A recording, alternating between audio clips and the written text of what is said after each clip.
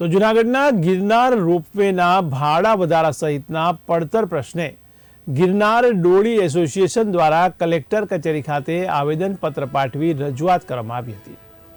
ત્યારે જૂનાગઢ કલેક્ટર કચેરી ખાતે પોતાની પડતર માંગને લઈને ગિરનાર ડોળી એસોસિએશન દ્વારા આવેદનપત્ર આપવામાં આવ્યું હતું, જેમાં ડોળીવાળા ભાઈઓ માટે રોપવેમાં અલગ ટિકિટ બારીનું આયોજન કરાયું।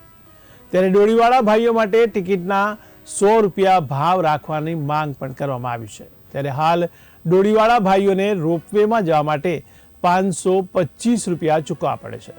આ ઉપરાંત સરકાર દ્વારા બાકી રહેલ 74 ડોળીવાળા ભાઈઓને દુકાન ફાળવાઈ તે બાબતે પણ આવેદનપત્રમાં રજૂઆત કરવામાં આવી છે। ત્યારે અત્રે મહત્વનું છે કે આ પૂર્વે ડોળીવાળા ભાઈઓને સરકાર દ્વારા દુકાન ફાળવવામાં આવી છે। જોકે રોપવે શરૂ થયા બાદ ડોળીવાળા ભાઈઓને ભવનાથમાં દુકાન ફાળવવાનો નિર્ણય જે તે સમયે કરવામાં આવ્યો હતો। ત્યારે સતત બીજા દિવસે પણ ગિરનાર ડોળી એસોસિએશનના સભ્યોએ કામથી અળગા રહી હડતાળ યોજી પોતાનો વિરોધ નોંધાવ્યો હતો।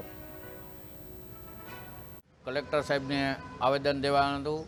આજ 2 દિવસ અમારી હડતાલ છે, તો આજે મને ઘણા સરકારી તંત્રનો ફોન આવેલ છે અને એ જો અમારો યોગ્ય નિર્ણય કરી દેશે તો અમારી હડતાલ અમે સમેટી લેવું, અને જો નહીં યોગ્ય નિર્ણય નહીં કરે તો અમે આગળની કાંઈ રણનીતિ વિચારશું અને પછી આગળ શું કરવું એ અમે નક્કી કરીને પાછું કેવરાવશું, જેથી કરીને આ ડોળીવાળાઓને 525 રૂપિયા ટિકિટનો બોજ પડે છે એ 100 જ રૂપિયા હોવો જોઈએ। અને જે તે એના કંપનીના સાહેબ હતા, શેઠ હતા, ત્યારે અમારે વાતચીત થઈ ગઈ કે આ ડોળીવાળાને નિઃશુલ્ક લઈ જાઉં, એની બદલે 100 રૂપિયા કરી દે તો એને હું હાથ જોડીને 2 વિનંતી કરીને મહેરબાની કરીને એને કહું છું કે આ કરી દો, અને ટિકિટ બારી ડોળીવાળાઓની અલગ હોવી જોઈએ।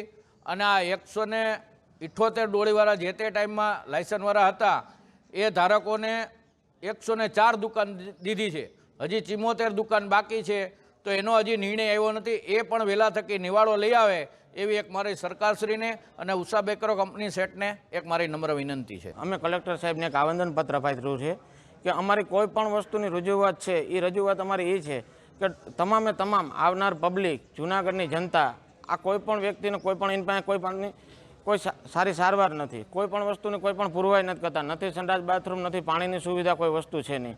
એ લોકોને 2-2 3 કલાક સુધી એ લોકોને વેઇટ કરવું પડે છે, બરાબર। એની પાસે ક્ષમતા છે ને ખબર છે કે ભાઈ 4000 વ્યક્તિની ક્ષમતા છે, તો એ લોકો 8000 વ્યક્તિ હુકામ ચડાવે છે ઉપર, ને 8000 વ્યક્તિ ચડાવ્યા પછી એ લોકો એટલું ઘર ઘર્ષણ કરે છે કે એ લોકોને એટલા હેરાન કરે છે